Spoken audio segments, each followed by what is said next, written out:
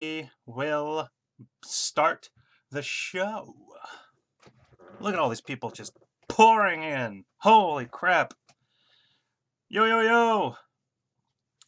J. Nick O'Ryan, what's up? Orion, not sure. We are live on Twitter. We are live on Periscope. We are live on YouTube. But the show will start in about 60 seconds. What's up, brother? How's it going? Good afternoon. Are you here in AZ or you watching from somewhere else? Yo, yo, yo, what is up? Ryan, okay, perfect.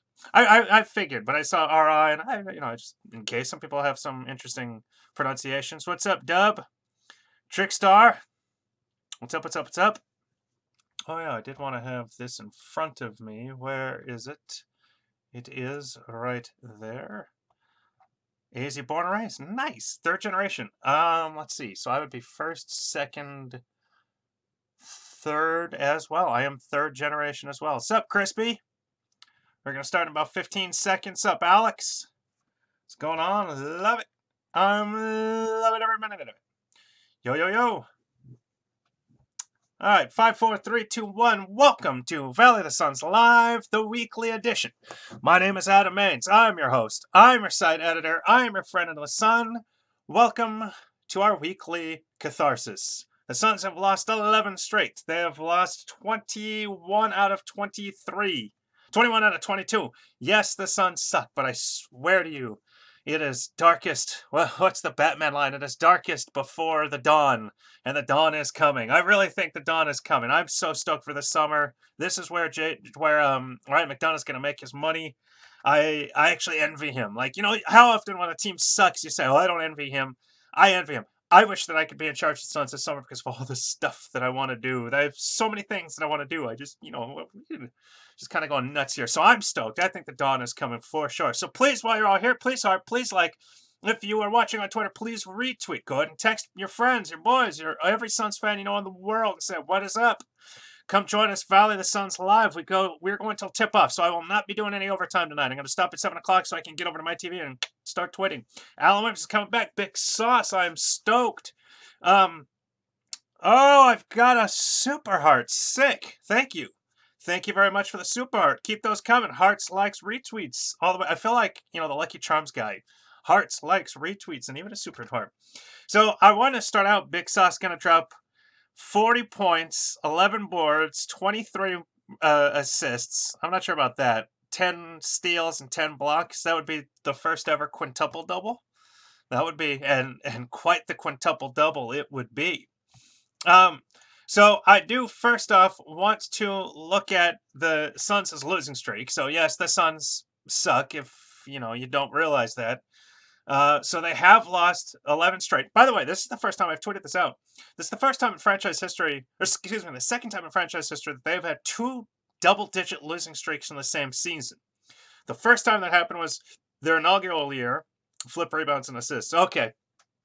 The first time was their inaugural year, 50 years ago, in 68-69. They had 2 double-digit losing streaks. I want to say one was 11, one was 12. Or one was 10, and one was 12. Oh, you know what? I have it up. Duh. I had it up just so I could talk about it.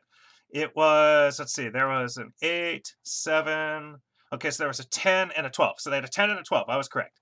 So, but the Suns are making franchise history in the worst way. What's up? Is that Decca? What's up, Deck the Cards? For the first time in franchise history, the Suns have actually got back-to-back double-digit losing streaks. So they lost 10 in a row. They broke that streak with the Memphis Grizzlies, an 8-point win back on February 28th. They have now gone winless this month to date, which, by the way, nobody has talked about that, how they won their last game of February, which prevented them from going winless in a traditional month, a non-like 4-game, 2-game, 1-game month like October sometimes is. So had they lost that game against Memphis, they obviously would have now at this point lost 22 in a row. But then they also would have gone winless in February. Well, they're now only 3 games away from going winless in March. Likely going to lose tonight against Boston. Could lose against the Clippers on Wednesday, and then are certainly going to lose to the Rockets on Friday.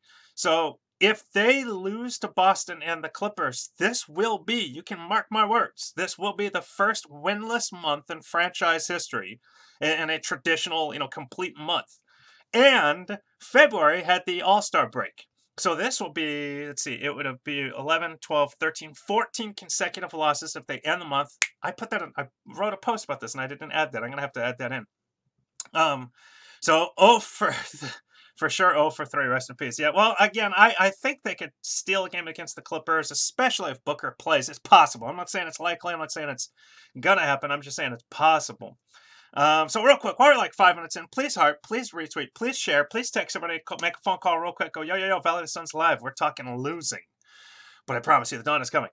So, that's the deal. So the Suns actually, as I wrote about this afternoon, the Suns could actually lose 19 consecutive games. They would end the season on a 19-game losing streak. I'm not quite sure what their worst losing streak to end the season was. Booker is not playing tonight. Neither is TJ Warren.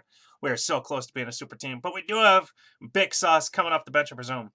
So I did not look this up. I'm not 100% positive when or what the franchise's longest losing streak to end a season is.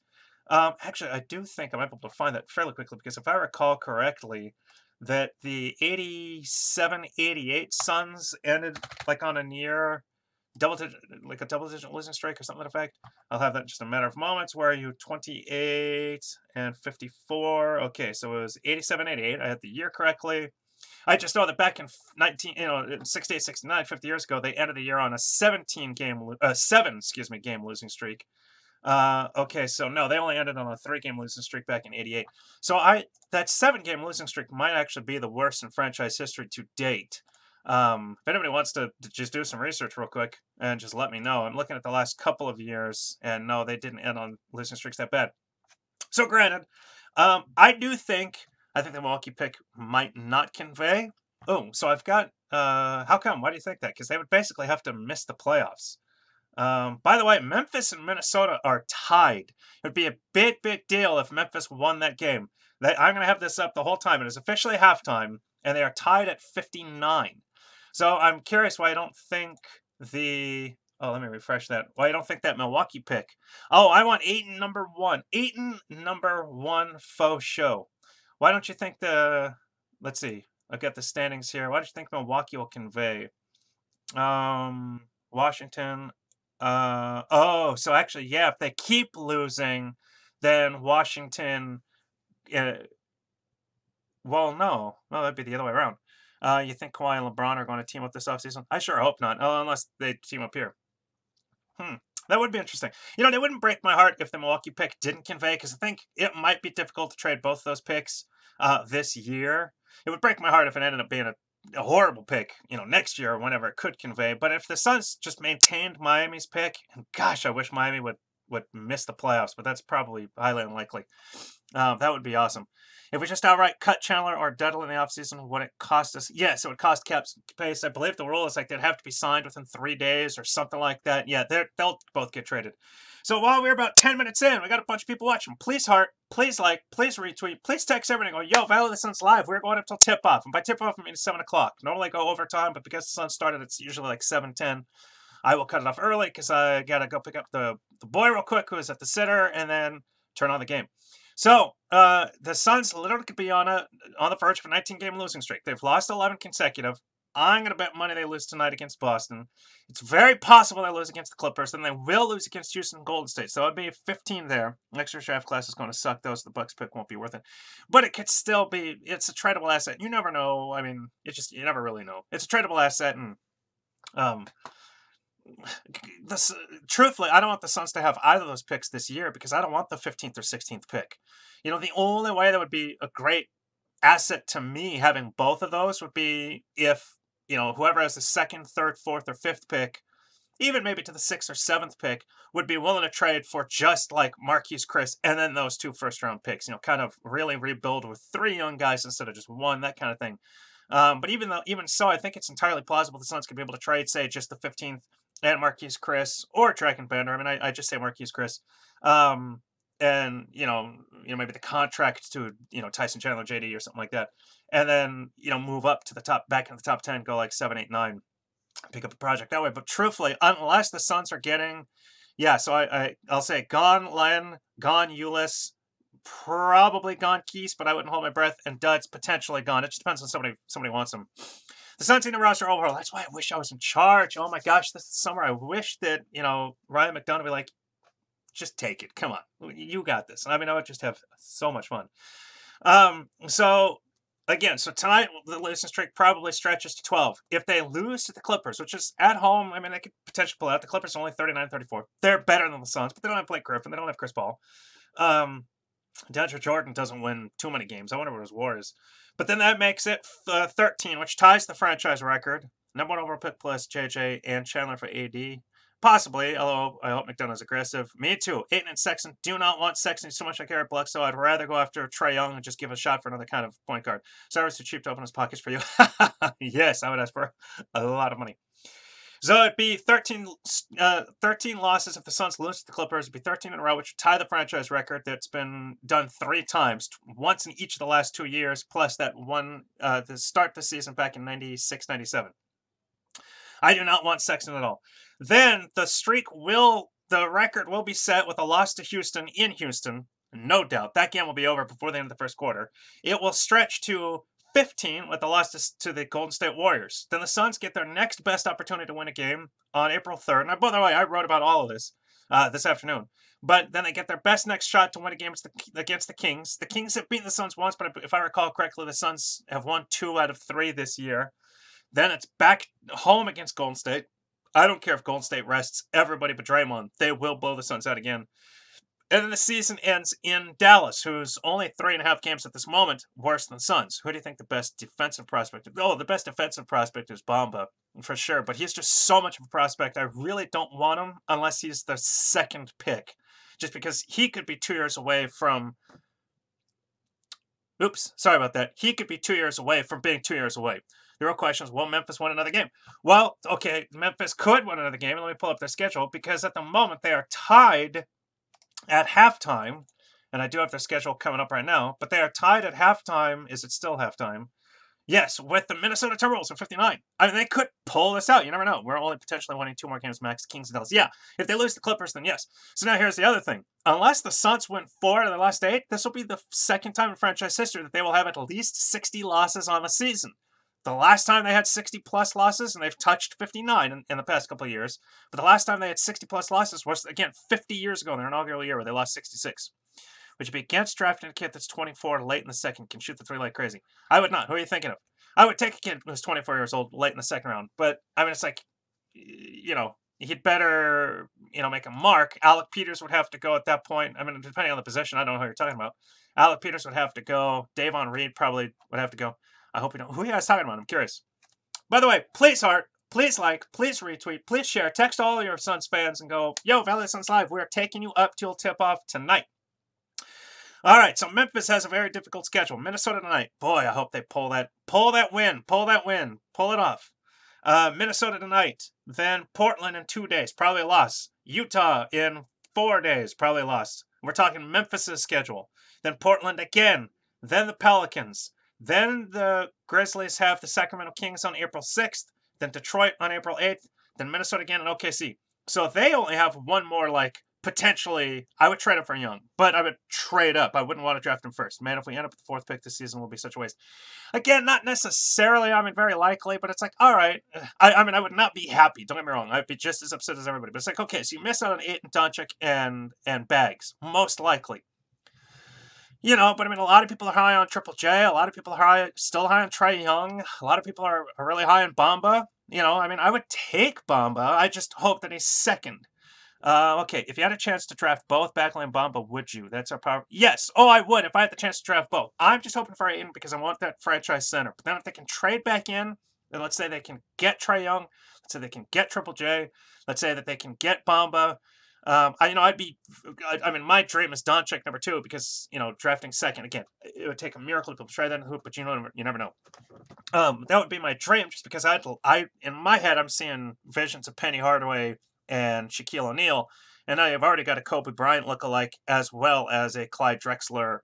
These are all obviously hyper comparisons, but still, I love that kind of lineup. The 24-year-old is Rob Gray from Houston, the kid with the man bun. Okay, though, yeah. Yeah, why not? If it's late in the second round. Trae would be bad defensively, but most elite point guards are not good. Yeah, well, again, so I would take Trae Young. I just want him second. My hope is that they're, if they draft him, it's because they've traded in. An incredibly difficult thing to do, but I mean, hey, 2 years ago they were able to do it to draft Marquise Chris. It's just Marquise Chris wish Chris was better. So while the Suns potentially have 3 winnable games where it's like you could look at and go, hey, they can beat the Clippers, hey, they can beat the Kings, hey, they can beat Dallas. The Memphis Grizzlies only have 1, and that's Sacramento. They've already lost 4 in a row. They've got 9 games left, so they could be on a 13-game losing streak after a 19-game losing streak. Draft order will be Suns, Mavs, Hawks, Grizz, Magic. I would take that. So then if you were, let's say that you had the Suns number 1, boom, you're taking Ayton. Then my question to you, Crispy, is then who do you think is most likely to then trade back? And then secondly, who would you want to take? Who would be available at that pick, and who would you want to take? Who would maybe take Marquise Chris plus Miami's, and potentially even plus, Milwaukee's, even if it doesn't transfer this year? Like, what would you do? Grizz going to drop 2 spots for purpose of taking. I freaking hope so, as long as the Suns end up, land at what have you at number 1. I mean, that's just got to happen. It just has to happen. If Book plays, we smack Dallas. Well, yes, trade to the Bulls for the 8th pick. Okay, so at the 8th pick, you might be able to get Bamba. He might be available at 8. At that point, it could be Sexton, but again, I just do not want Sexton. I do not like his game. I just see shades of Eric Bledsoe, and Eric Bledsoe is not a winning. I loved Eric Bledsoe, and if anybody watched this show at any point, read any of my work, I was always a fan of Eric Bledsoe. I thought the guy was still a very good point guard, or an above-average point guard, but he was not a winning point guard. He's not winning Milwaukee, and he's got potentially the best player in the NBA. I mean, they're not winning. They are winning in that they are currently a playoff team, but holy crap, are they not very good. All right, so the second half has started between Minnesota and Memphis, and Minnesota's up 1. Young is all over the place in mock draft.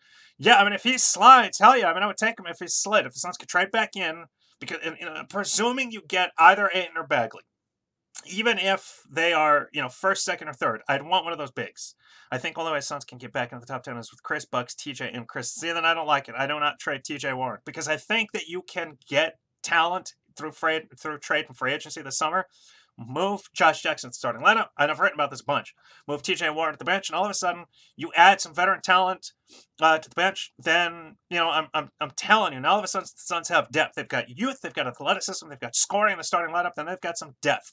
TJ Warren by next year will be a 5th-year player. He'll be a veteran, and he's a damn good scorer. And again, you add another veteran piece. Let's say you add a veteran point guard. I've been wanting Tyreke Evans. I'm still hoping for Tyreke Evans. Maybe they're able to pull off a sign for Aaron Gordon. Sign and trade for Aaron Gordon. I mean, I'm not holding on my breath, but of course that would be spectacular. Then maybe you're able to go get, whatever you want. I mean, just let your imagination run wild. You add a couple of veterans to come into the, and again, you could trade. Maybe you could pull off kind of a Joe Johnson type trade. You get, Boris Dio, big freaking whoop. But I mean, all of a sudden, it's just a guy that kind of is not a throw-in, but I mean, just does more than you expect. That kind of stuff can still happen. I'm still holding out hope that will happen because they've got the ability to do so. The timeline is dead. The timeline is dead.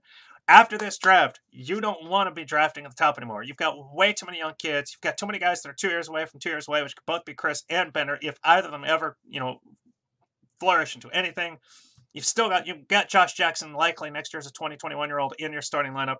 You've got Devin Booker next year as a 21, 22-year-old in your starting lineup.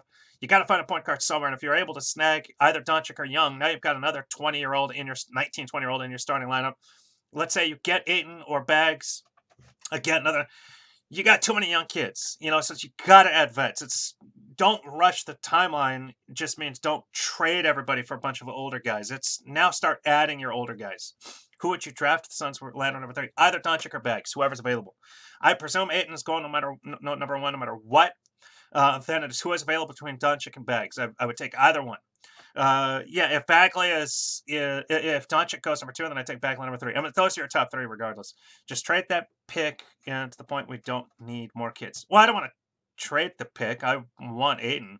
He rushed it, and now we're stuck with Chandler Dudley and Knight. We lost the Lakers pick off it. Well, okay, so you lost the Lakers pick, but that Lakers pick at this moment is 10th. I mean, it's like, would I take the 10th pick? Would that help? Let's say you had the 10th pick and, Milwaukee's pick or whatever, then would it make it easier to trade up? Absolutely. But, it's there. Actually, that could even slide still.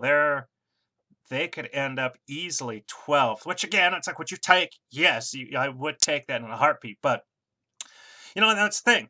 Real quick, please heart, please like, please retweet. Once again, we are 20 minutes in. I'm taking you guys up to tip-off of Suns v Celtics. But so that's, you know, that's another point, is you will have Brandon Knight come back as your starter. So maybe you don't even have to go after point guard. Maybe don't go after Trae Young. I was talking about the pick next year. Oh, I would. Wait. So you would trade next year's pick, or you want to make sure that you keep next year's pick? Forgive me. Go ahead, and I wasn't catching the slide. I mean, I would trade next year's first round pick. Yeah, if you know, if the Suns were able to get, say, Ayton, and they're able to make some sort of really good free agent move signing, you know, maybe they're able to land Aaron Gordon. I mean, if let's say for the sake of argument, Aaron Gordon says, you know, I want out of Orlando, then I would definitely at that point say, you know, and the Suns were potentially able to trade, then at that point I would definitely say, was in Union doing basketball things tonight. Nice. I did not see that. I want him back. I want him to be the starting point guard, especially over Elfrid Payton. But if we're bad next year, just trade for it's the player. We don't need any more young players. Anyway, yeah, I would like Elfrid Payton back as a backup, but it would depend on how much he costs, just because they'll need money, I think. Oh, but that was my point. So it's like if let's say they keep their pick, let's say they don't make a draft day trade, you just get so much. I'm gonna have to watch the replay, brother. Well, let's just say for the sake of argument, they keep their pick this year. They're unable to trade up. I would then, although for agency probably, I don't know. I mean, honestly, if Orlando would take Marquise Chris, the Miami pick, and Phoenix's 2019 pick, first round, I mean, I would make that trade for Aaron Gordon, sign Gordon to the max, and boom, now you've got Aaron Gordon. There's your power forward. You got hopefully DeAndre Ayton, number 1, now running at center. And voila. Elfrid Payton was nice at first, but now I do prefer Knight. All right, so let's actually, I want to talk about, I've got some stats up here that I'm not quite sure, and I do want to pull up the NBA scores again. Here we are. Minnesota up 2, 7:40 left in the third quarter. Minnesota's up 68-66 on the Memphis Grizzlies. So let's check out Elfrid Payton's stats real quick. In his first 9 games, and this is when I tweeted out the "Who would you rather, Lonzo Ball or Elfrid Payton" tweet, and I believe it's after the 9th game. After his 9th game, so that's, and I totally jinxed him. Knight could bring so much needed scoring. Absolutely. So who would I take? Brandon Knight or Richie or not Richie Sexton? Baseball blast from the past. Or Colin Sexton? I would take Brandon Knight. I would 100% take Brandon Knight. I think he's a better traditional point guard. Plus, yes, he's a shooter. He's a good scorer. And he's a veteran. He's a little bit older. I want an older guy. He's only 25, 26, so it's not like he's 34. So check out Elfrid Payton's stats in his first 9 games with the Suns. 16.4 points. His first 9 games with the Suns. 8 boards on the dot. 8.2 assists. 1.1 steals. Records 2 triple-doubles in those 9 games while shooting 47.9% from the field, 77.8% from charity stripe, and 28.6% from 3. Shooting percentage is okay. It's okay at 47.9. His charity, you know, I would take a 78% free throw shooter. I would prefer an 88, but I would take a 78%. His 28.6% from 3, it sucks, but he also doesn't shoot many threes. Do I have those first 9 games stats? Hold on, I'll have it here. 1, 2, 3, 4, 5, 6, 7, 8, 9. So he shot 2, 4, 6, 8, 10, 12, 14. So it's 4 of 14 in his first 9 games. Since then, in his last 9 games, after his second triple-double, Elfrid Payton is averaging 8.4 points, half of what he averaged in his first 9. 3 boards, less than half than what he was averaging in his first 9 games. 4.6 assists, almost exactly half of what he was averaging in his first 9 games. 0.9 steals, just a slight drop. 38% from the field, which is a 10% drop. 50% from the free throw line, which just boggles my mind, which is a 28% drop. And get this. This statistic is just going to make you go, he is shooting 9.1% from three-point range over his last 9 games. 9.1%. He's actually 1 of 11 from 3. Thank you for not shooting threes, because you suck. And if my math is not correct, actually, it would just be easier. I think that means total with the Phoenix Suns, from 3, he is 5 of 25.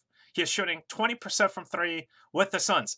9.1% from 3. It isn't 19. It is 9.1% from 3. It is awful. Now, slight caveat. In his 9 games since his second triple-double, Devin Booker has missed 4, TJ Warren's missed 5. So he has been missing out on his top 2 scores. Dragon Bender has been an offensive nothing. Marquise Chris does, hey, and then disappears for 2 months. Josh Jackson can just do it on his own. He doesn't need a point guard to be able to facilitate and doesn't look for it anyway because he too isn't a great 3-point shooter. But 9.1, look at that dub. Love you, brother. You got, silver linings all over the place. We're this close to being a superstar team. What are they called? A super team. But 1 for 11 from 3 in his last 9 games for 9.1%. Needless to say, I'm going to assume of starting point guards or starting players in any position who have attempted at least 11 3-pointers in the last 9 games, that is the worst in the NBA. I'm just going to make that supposition that if anybody that's attempted, that any starters who have attempted at least 11 threes, that is the worst in the league. Only reason I'm watching these last 8 games for JJ. Oh yeah, Josh. Well, I mean, and Booker and Warren if they play, but I still want to see Dragon Bender. Apparently, Triano did tell Bender he's got to be more aggressive. My point about that, and I've been a Triano fan from the get-go. I really have. I think he's a fine head coach. My point about that though is that what took so long for him to tell Dragon Bender to be more aggressive. And the thing about it is that he tried to get aggressive in one. If you guys recall, in the last game, who did they play last night? These all, maybe it was 2 games ago because I didn't actually get to watch the Orlando game. So it was actually 2 games ago. It was against Cleveland. Head coach. Oh, I'm going to talk about that next. Don't you worry. He, in his last, against Cleveland, there was a point where he was backing down on a point guard. I forget exactly what it was, but the guy was at least 8 inches shorter. And he got into under the basket. I'm Canadian. I'm Canadian. 1/4. French Canadian on my mother's side. And so, which is probably why I've got such a like of him. Triano has already been a better head coach than Earl Watson. Oh, and that's the thing. All right, so I'm going to tell you who I want. And this really just, this was not a me idea. This was not an epiphany, but I really like this idea. I really do. And it's not my idea, but I'm jumping all over it. I've been wanting, I'll get to in a second. I'll get to that in a second. I'm not a fan of Fitzgerald. I think he's probably no better than Triano, so why bother, switching. But, so Dragon Bender backs into the lane. I mean, he backed in like 15 feet with almost no resistance. Never once looks up at the hoop. Is looking to pass to the perimeter the entire time. If we're going players, I would take Kobe Bryant. I'd rather Kobe Bryant as my head coach. No offense to Booker, but I would rather Kobe Bryant as the head coach. Although Kobe Bryant said he wouldn't do it. But I would seriously be like, Kobe, you want to give it a shot? You wanted to come to the Suns at one point. The Suns almost drafted you. Could have drafted you. How would you be our head coach? When you finally come to the Phoenix Suns, I would take that. Although not over this guy that I'm going to mention. He's the entire time he's backing down 15 feet on this guard. Goes, not Miller, Sean Miller. Looks the entire time to pass out to the perimeter and then falls. He gets within like 3 feet of the hoop. And rather than just going, screw it, I'm just going to dunk on you. I was going to curse there. I don't like to curse on the show. He instead is just looking up to pass the ball. He falls. He turns the ball over. Well, so my question, though, is, A, why have they not been working on his post-up game like every freaking day for the last 6 months? Where the hell has that game been? It needs to develop in the worst way. And I do think this summer, I mean, they seriously need to say you are taking 50,000 3-pointers with the shooting coach this summer. And that'll be your morning practice. Then you get lunch, lift some weights, you got to add some weight. Then boom. Second half of the day, you are working on your post-up game. You're doing turnarounds. You're doing 15-footers. You're going to learn a move. You're going to learn a kind of jab step. That's not a jab step, but kind of a faux move. They got to freaking do something to improve this kid's post-up game. He is shooting 37%, if I recall correctly. Is it still 37%? I believe it's 37% from 3. Ooh, it has sunk. So it's now 36.3% from 3. That is still, I would take that. Now, I do think that I would take Murray. I'd be calling Hakeem Olajuwon and Patrick Ewing going, you can't teach, no, I do believe that you can't teach aggression because I think that you can teach a guy that it's okay to be aggressive. And he's just kind of afraid to be aggressive. So just go out there, pick up your fouls. It's just like, I would rather him fouling out by being aggressive than the Marquise Chris just slapping at the ball and getting a personal foul and whining about it. It's so true. Bender needs to put on some weight. And it's posting. He definitely needs to put on weight. And again, he's only 20. He's only 20. He'll still be 20 when the next season starts. I mean, he's still super young. When he was drafted, a lot of people said he was 2 years away from being 2 years away. So he could still be 2 years away.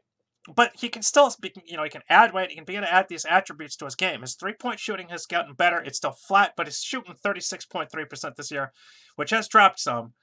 He was up at around 40% for the longest time. Although I just saw his 2-point field goal percentage is 39.9. So that is just, ugh. Has the potential, but there's so much untapped potential. The good coach can unlock. I agree. Yeah, and you know what hurt his three-point shooting was against Detroit. He went 1 for 8. And then 1 for 5 against Orlando after 1 for 3 with Cleveland. So in his last 3 games, Bender was at 2 for 16 in his last 3 games from 3. But think about that. 2 for 16 in his last 3 games, and he's still shooting 36%. Booker wasn't aggressive in college rookie year and learned to be aggressive. Well, he was aggressive by the second half of his year. So, by the way, we are 30 minutes in. We got 30 minutes left. I'm taking you up to tip-off, baby. Please heart, please like, please retweet, please share.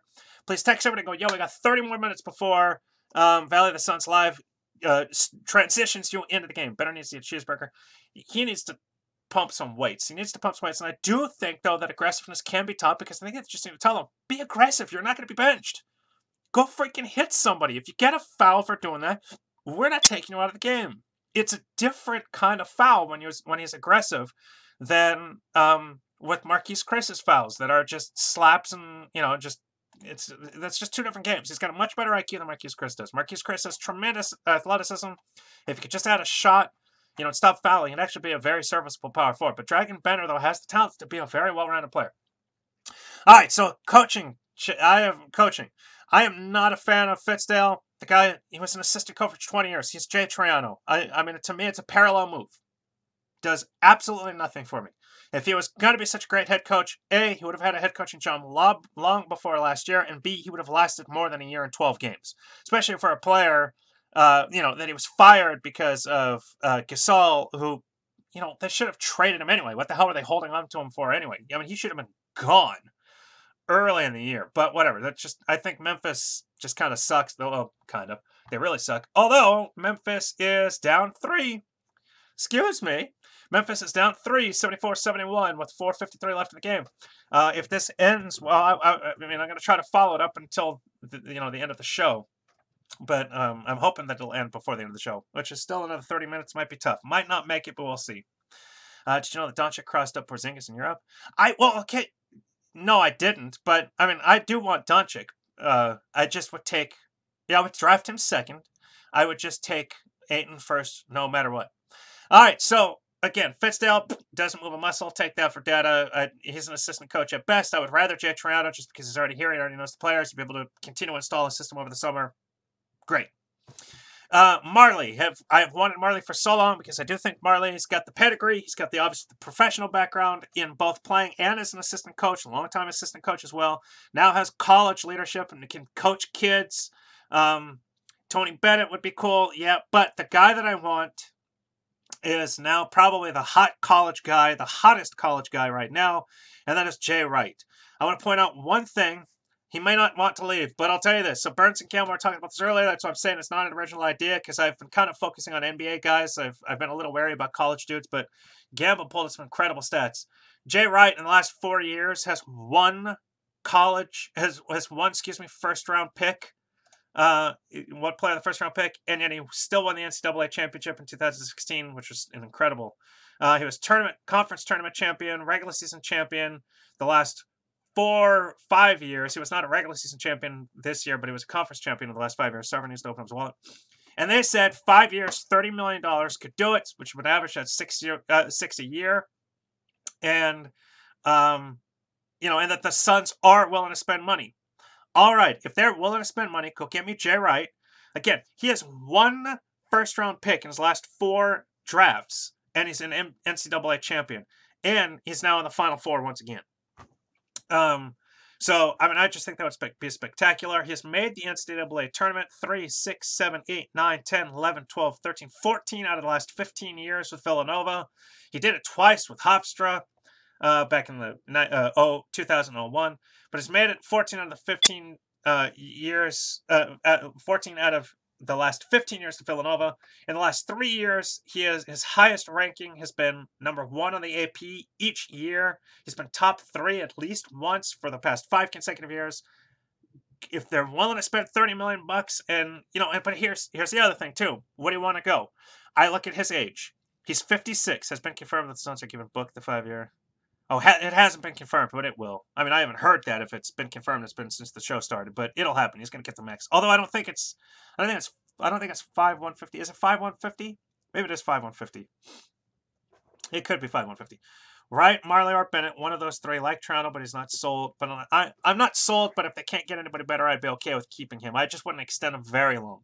But the difference, so Triano is 59, Jay Wright is 56. My point about Jay Wright's age, though, is that, okay, does he want to leave? I got to just say, I heard that around Twitter that Suns are ready to throw that deal. For Booker? Oh, I'm sure they are. I mean, it's going to happen this offseason, without a doubt. It'll probably happen like the first day it can happen. He's 56. He's done the college game. He's either with Hofstra or Villanova since 1994. So he's been doing the college game for a long time. He's an NCAA champion, and he could still be again this year. What if he did it, 2 out of 3 years? He could literally go, okay, I'm at the top of the NCAA game. Now let me go win a title with, or do my best to win a title with the pros. I mean, he could still be another head coach, conceivably, for another 14, 15 years, take him up to about 70. I don't know. It could be. But even let's just have the second argument, it's 10 years. I mean, it's 66. I mean, let's say Jay Wright is a damn good head coach for the next 10 years. I'd take it. Do I wish he was 46? Yeah, but at the same time, and I just said it because what if he is great? Could you keep him for 10, 15 years? Could he be a, John McLeod type? Sure, but that's probably not going to happen. Anyway, that just doesn't happen in the NBA anymore. He'd have to win like 6 titles. He'd have to be Phil Jackson. And even Phil Jackson, coached 3 teams. So, you just never know. Caleb Turner's coaching stats when he was with the Raptors and look at the defensive ratings. I don't know if I can. Let me see. I don't know if I can see well, hey, Toronto. Alright, Toronto head coaching statistics. Why did it not come right up? Toronto basketball reference. Where are you? Alright, nope, that's Joe Ingles. That's no Jay Triano. Did I spell it wrong? I did not. What the what? Okay, so let me just see. Okay, I want to see if it's him or if it's players that suck at coaching, at defensive coaching. Well, it's probably a little from column A and a little from column B. All right, so Jay Triano, here we go. Tankathon just tweeted something I can't see. Oh, that reminds me. Memphis is up 76-74 on Minnesota with 3:16 left in the third. Come on, Memphis. If Memphis wins this one, that means the Suns can win at least one more. Although you'd rather the Suns, I suppose, just lose out. Blech. Okay, so his record with Toronto was 87-142.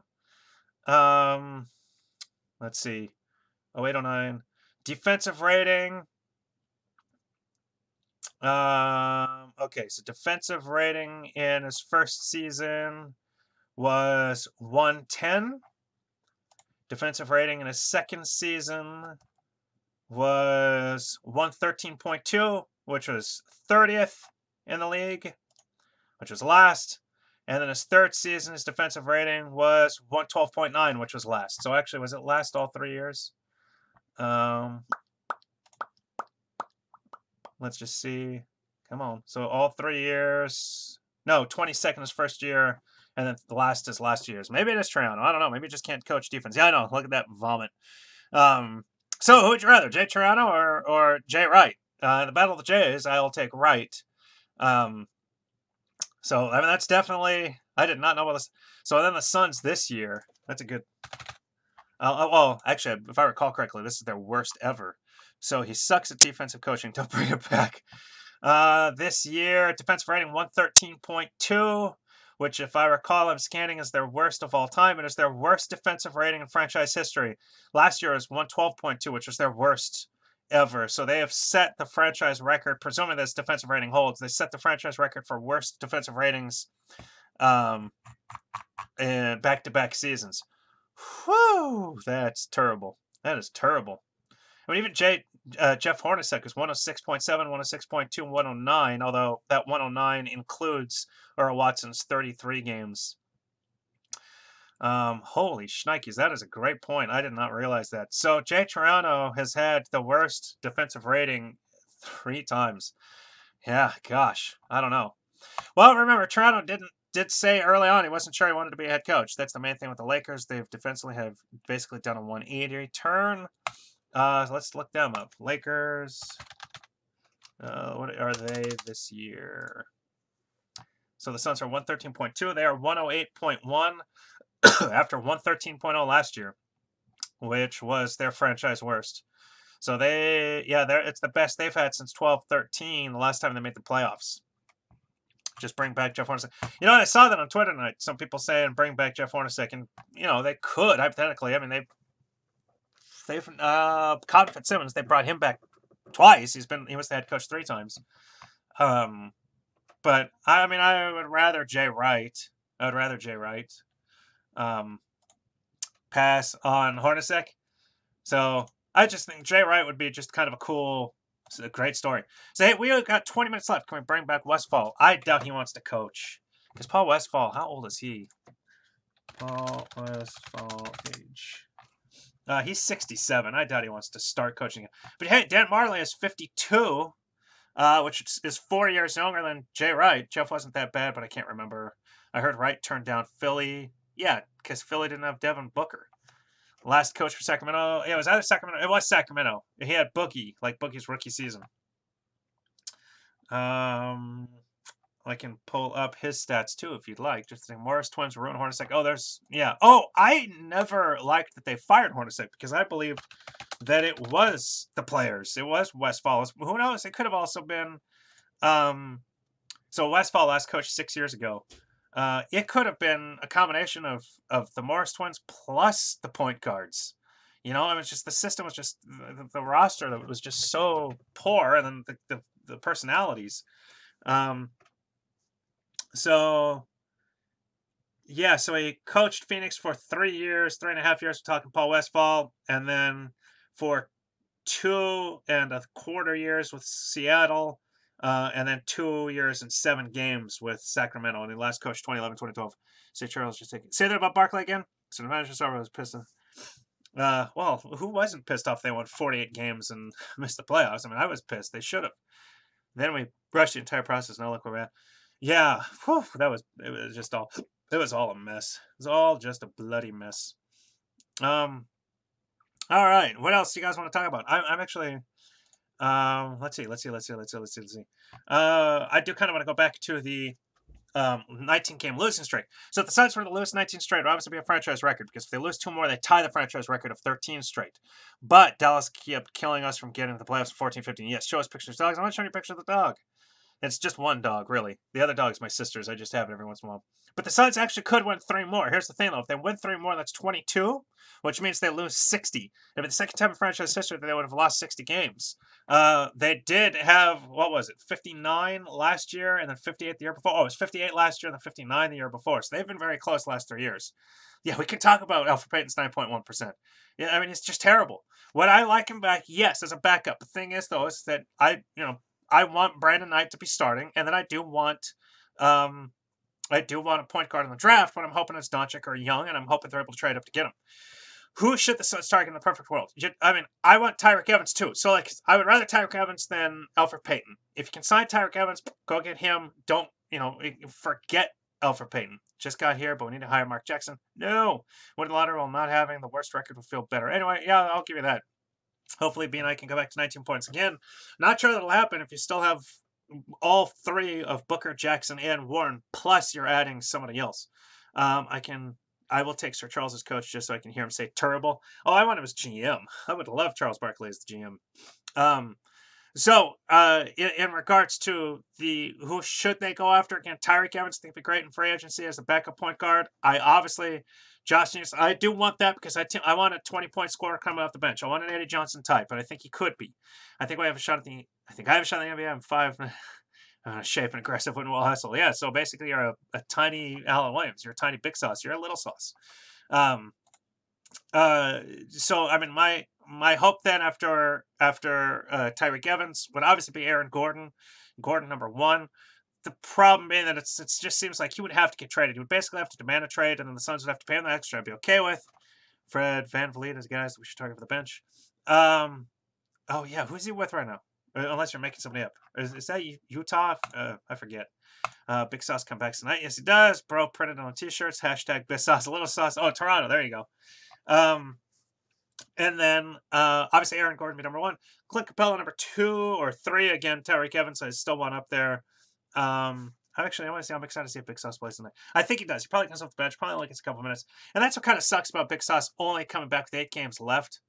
TJ, he's consistent enough. The problem is he's not a second scorer, and he has to be.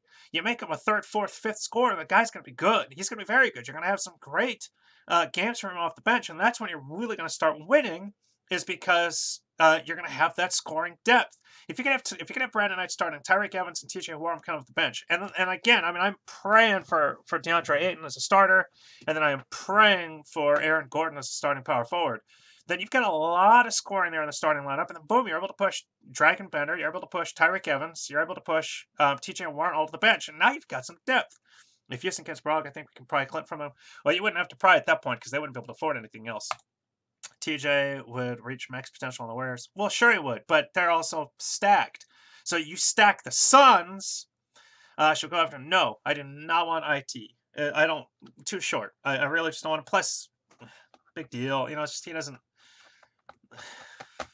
No, I really don't want him. I think he's a punk too.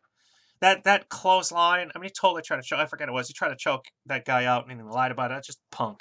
Leonard's totally gone. I think JJ Can will be better than Book in a few years. Well, holy crap. Then I would be just fine with that. Because then the Suns are great. I was going to look up 2018 NBA free agents. Yeah, I don't like IT. Just ask Jeff Van Gundy, yeah. Yeah, I just don't want him because he's just a punk. He's just a punk. I mean, that's just stupid. Okay, so unrestricted free agents in summer. Again, if you're adding depth, if the Suns are at the point where they can add depth, I would take JJ Redick for a year or 2. He's 33. I would take him for added depth. I would like him to back up. I like Troy Daniels, but if the Suns are able to the point, let's say they can get Aaron Gordon, let's say they can get, and even if they can't, but let's just say they're able to get a good power forward somehow. Maybe they get Bagley. You know, maybe you re-sign Alex Len for $8 million a year, something like that. You know, $7-8 million. Then if you're able to add depth, JJ Redick would be cool. Brook Lopez could maybe be your starting center if you draft Bagley. Maybe you sign him. It's only 29. Why don't you want Suns to hire him? Because Mark Jackson just hasn't worked out anywhere. Do we trade Chandler this offseason? I think they tried to. Can we just cut Reed already? He's already been replaced. Yeah, he won't be back. I don't think he's back. Especially if they have to keep 3 of these draft picks, he'll just be replaced. I think for any big-time trade, Troy Daniels will have to. Yeah, but possibly, but that's just because of talent, because he's only making 1.5 next year, so it won't be because of contracts. That'll just be because somebody really values him. When is Spencer Dinwiddie a free agent? That's a good question. We'll have to look that up. I still don't understand how fans that great. Oh, I have no idea. I don't think it's anything special. In fact, I don't think he's special at all. Okay, so Spencer Dinwiddie's contract is up after next season. He's making 1.6. It was basically Troy Daniels in contract. Stats this year, 12.8 points, 6.6 assists, 3.3 boards. They're probably going to re-sign him anyway because he's 24, so they'd get him at 25, sign him at 6 years, boom. Reed is interesting, or 5 years, excuse me. Reed is an interesting 3-and-D prospect. Yeah, but Troy Daniels, I think, is a keeper because of depth. But again, if you have to trade him because, you know, hey, we need to trade him for Aaron Gordon, hell yeah. I'm a fan of Reed. I wanted the Suns to draft Jordan Bell. Oh, a lot of people did. You are not alone. By the way, we got 10 minutes left, so please heart, please like, please retweet. Please let everybody know we got 10 minutes left. I'm taking you up to tip-off. Yeah, Reed is a rookie, but he was a second-round pick, so it's not a huge loss if they lose him. And isn't he? Ulis is totally gone. And he played 4 years in Miami of Florida, so it's like he should have come in and been a little bit better. Suns games on TV today, Reddit get. Oh yeah. Hassan Whiteside would be nice, but he would be expensive. Who would I rather between him and Gordon? I would take him. I would take Gordon, excuse me. And then I would like Brook Lopez would be cool. Suns aren't going to get DeMarcus Cousins. Derek Favors is an unrestricted free agent. He's only 26. Maybe if you get DeAndre Ayton and can't get Gordon, Derek Favors. He's not great, but he's at least a power forward. Can fill that hole. Would be an upgrade over Marquise Chris. Manager, yeah, he is. But I mean, Not Robin. I was talking about Brook Lopez. I don't want. Plus, Robin Lopez is probably still under contract.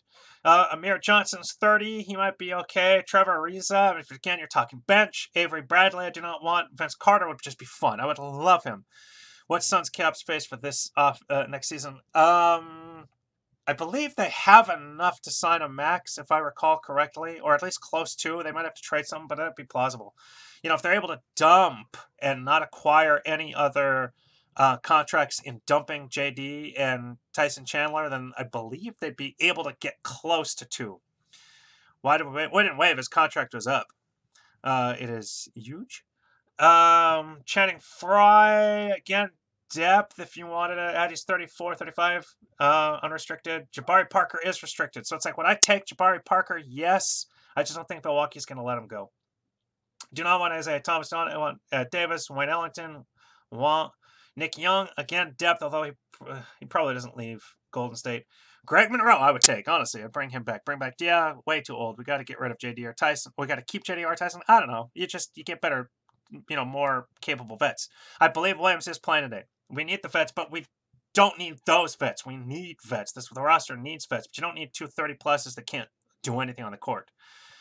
They tried to trade Jabari, sure, but as a restricted free agent, if they could I'd give him a shot. It would have to be a very, very safe contract. Booker is not playing tonight, and neither is Warren. Greg Monroe should have signed with New Orleans. Probably should have, yeah. But he's gonna potentially get a shot at a title in Boston. Jahlil Okafor, I no longer want. He is unrestricted. Aaron Gordon, of course, I want, but he's a restricted free agent. Alex Len, again, I would take if there was just no other options. I would take him at or over Nerlens Noel, excuse me. Dante Exum is restricted, not going to get him. Marcus Smart is restricted, probably not going to get him. Julius Randle, a lot of people want, but he's restricted. Would I take Julius Randle over Clint Capella? The answer is yes. Not that you asked, I'm just saying. Yes, I would take Julius Randle. Looking at depth again, Tyreke Evans. I would love Tyreke Evans as the backup point guard. You think Booker not playing for Tank Racers? I think he's actually injured because they said that it's all on him, but who knows? They're probably lying. Would you get why? Mark Jackson's been failure everywhere. Nick Stauskas is a restricted free agent. Might be let go, though, depending on how things go in Philadelphia. Oh, by the way, speaking of how things are going, Memphis with 10:47 left. Memphis is up 2 on Minnesota. That would be huge. Well, let's see what Minnesota's doing. Raymond Felton, unrestricted free agent again. Could be a depth guy. Jose Calderon, very old. Could be a depth guy. I can't stand him. That's why I kind of want him. Mark did okay. Tyreek and have him back. Yeah, I wanted the point guard position. I want him to be the backup point guard. Yusuf Nurkic, restricted free agent. JaVale McGee, unrestricted free agent. Again, as a backup maybe. Amir Caspi. So, there are definitely some names, but I'm looking for depth. I want the Suns to be able to add a star in the draft and then potentially trade for one and then be able to have or at least trade for a couple of good players and then be able to have the cap space and be like, all right, now we're going to start out depth. Doug McDermott would be cool, but again, if he's restricted, then that might be difficult to work out. I mean, the only restricted free agent that I would just throw a ton of cash at would be Aaron Gordon, although Julius Randle, I think, would be number 2. DeAndre Ayton is an absolute must. That's the other thing. If the Suns get the 2nd or 3rd pick, I am calling whoever's number 1 and just saying, what would it take, minus Devin Booker and Josh Jackson, what would it take to get that number 1 overall pick? And just go get Ayton. I really, really do believe that. By the way, I saw Sir Charles in Charge. They put out their list of the top 10 teams who's the player that they would most love, and they gave the Suns Trae Young. It was something to that effect. It was like, who is the best, who is like the dream scenario or whatever for the Suns? And they said Trae Young. What the hell? Trae Young? No, the dream scenario is DeAndre Ayton for the top 10. It was really kind of a stupid story when you think about it from that way. Ayton is 100% coming to Phoenix from the Instagram story that he deleted quickly. What? What was that? Tell me about that. Basically, draft Ayton, replace the garbage with some serviceable vets and role players. Yeah, no, if you can draft Ayton, even if you can't get... that should bring us at least 35. Oh, I'm telling you, I think there's some moves that can make this team close to, if not a 51 team. If you can't get Aaron Gordon, then I would throw a ton at Julius Randle. I would throw enough money at Tyreke Evans to kind of steal him away. Again, I would take JJ Redick if you would take it as just a backup, a depth guy. Although you've got Troy Daniels, and Troy Daniels is fine. I'm actually curious the difference between Troy Daniels and JJ Redick. It has this emoji under the Phoenix, Arizona tag, and he deleted it hours later. This emoji, eye is under the Phoenix, Arizona tag. Oh, well, does that really mean much? Eyeball emoji on Snapchat, Phoenix, something like that. I hope he knows something we don't, because I freaking want him. Okay, so JJ Redick, and then I wanted to see Troy Daniels. I wanted to see the three-point shooting. All right, so JJ Redick this year is shooting 40.8% from three, and he's attempted a whole lot. He's attempted 397, so he's made 162 out of 397 for Philadelphia. Troy Daniels, what did I say, is 40.1%? 40.1% basically. Troy Daniels is 39.6%. He's shot more threes. Ooh. All right, never mind. I want Troy Daniels back. He's a better three-point. I mean, not better, but he's comparable for sure. Whoever just posted, you can send that, or commented, you can send that back. JJ Daniels, JJ Redick has shot slightly better from three this year, although 2 years ago, that 47.5% is just ridiculous. We have to do with the number. Oh, the Suns are definitely new. 50-year anniversary. Here's the number one overall pick. Give me DeAndre Ayton in a heartbeat.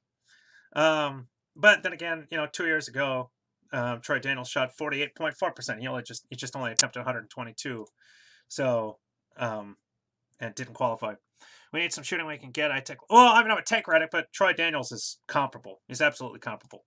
And he's a hell of a lot cheaper, because if I recall, JJ Redick is making like $23 million this year. He won't make it again next year, but yeah, this year is making $23 freaking million. Troy Daniels this year is making 1.4. Oh, excuse me. Troy Daniels is making 3.4. Oh, I was off. Why did I think 1.5? It was off. Next year's 3.2. How many more threes does Troy need to make past Mears' record off the bench? Ooh, I'm not sure. I would like to see a story on what you would do as GM this offseason. It is coming. It will come at the end of the season.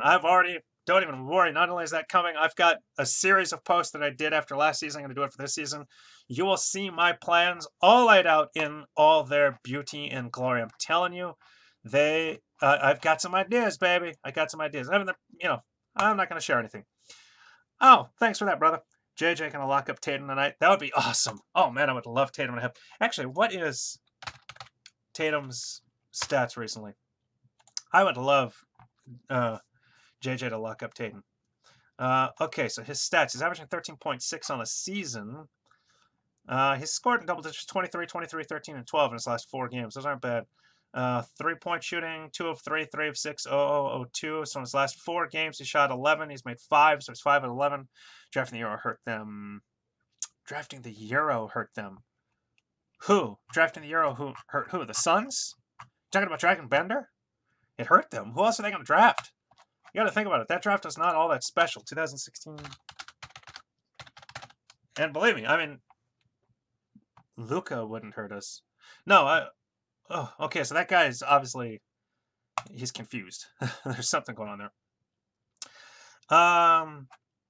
Oh, it's just draft order. It's not draft results. Oops.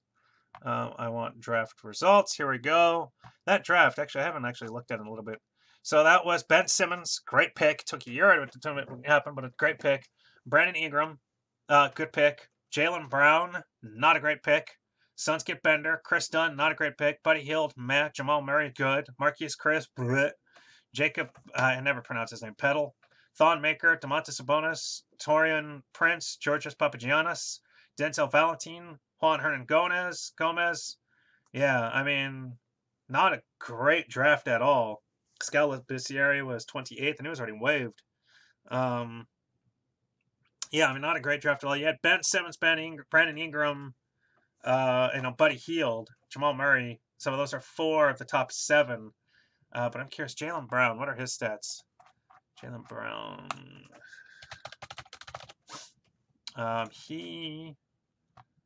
For his career, this season averaging 14.2. Okay, so actually I was underselling. He's a little bit better than I recalled. Plus 5.2 boards. Started all 62 games. Brown has been decent. You're right. He was. Last year, I just remembered his stats were low, and so I hadn't been paying attention to him this year. 6.6 points last year, but 14.2. He's probably going to be a 20-point scorer at some point in his career. That's not bad at all. Jaylen Brown has been decent. Yeah. Although I might have just read that twice out loud. Yeah, so Brown, not bad. Bender, obviously, has been the worst. I meant dragging drafting Dragon was bad. But again, okay, so a lot of people want Chris Dunn. I mean, I would take Chris Dunn in a trade, but he hasn't been anything special, so he was 5th. Jamal, Buddy Hield, is okay. Jamal Murray is okay. So it's not like, and I know you're trolling here, but I'm going to defend him. He's a damn good passer, which is good. He's a damn good shooter, both good for a 7-footer. He's definitely shown flashes for sure. He can rebound. I mean, he's not aggressive, but he's also 20. When he was drafted, he was 2 years away from being 2 years away. And that sucks. That really sucks to think about your number 4 overall pick. Might take 4 years to finally come to fruition. But at that point, he'll still be 22. I like Benner a lot. I do not want him gone. Chris Dunn is averaging like 16 a game now. Nice. Good for him. I know last year was just awful. But who's he with now? Thunder game where he went off. Real quick, going back to the Memphis game, 7:49 left. Memphis is up 5, 92-87. Dragon can be Jokic if he gains more weight, 22, and he still sucks. Yeah, all right. Keep trolling us, brother. Keep going. Come on. Chicago is averaging 13.4 points this year. 6.0 assists, 4.3 boards. So, hey, there we go. All right. I'm glad these guys, I don't want any of these dudes to suck. I'm glad they're getting better. But, boy, he's also 24. So, I mean, that was another problem for him. He actually played 4 years in college, all 4 for Providence. So, I mean, it kind of sucks when you're that old and now you're finally kind of reached your prime. Benner will be 22. Terry Rozier is dropping 50 on this night. Very possible. Very possible. The Suns will not have any, they'll lock down Tatum and then nobody else. So, let's see. Oh, it's 7-2. Hey, Kuzma. All right, y'all. We have got to go. Tip-off is in about 11 minutes. So, I got nothing else to say. I love you all. I do this for you. Bring back Archie Goodwin. No, bring Aaron Gordon. I'll take another AG. I love you all. I'll do this for you. I will be back. I have no Tuesday nights planned. This is all Monday night from here on out just because I didn't like scheduling it with the, at 6 o'clock when the Suns were playing. It's just, I know nobody's going to watch me and I wanted to tweet. So I'll be back this time next week. Thank you very much. Please, anytime, brothers, anytime I do this for you, please text your friends, text your Suns fans and go, yo, Validated Suns live stream on Twitter, live on Periscope, live on YouTube. Let them all know, hey, Mondays, 6 p.m. AZ. We are here. This is the only chance you will have in the world to talk Suns for a full hour, and I usually go more. I'm just not tonight because of the game. Starts in 8 minutes. I definitely want to be watching that and tweeting with you. So I will see you on Twitter in about 10 minutes. I'm telling you. Highlight of the year, your first trial. Oh, hell no, not my first trial. I've had a bunch of those. Not a problem, bro, Montana. Highlight of the year. Elfrid Payton is shooting 9.1% from 3 for his last 9 games. Yuppie. All right, y'all.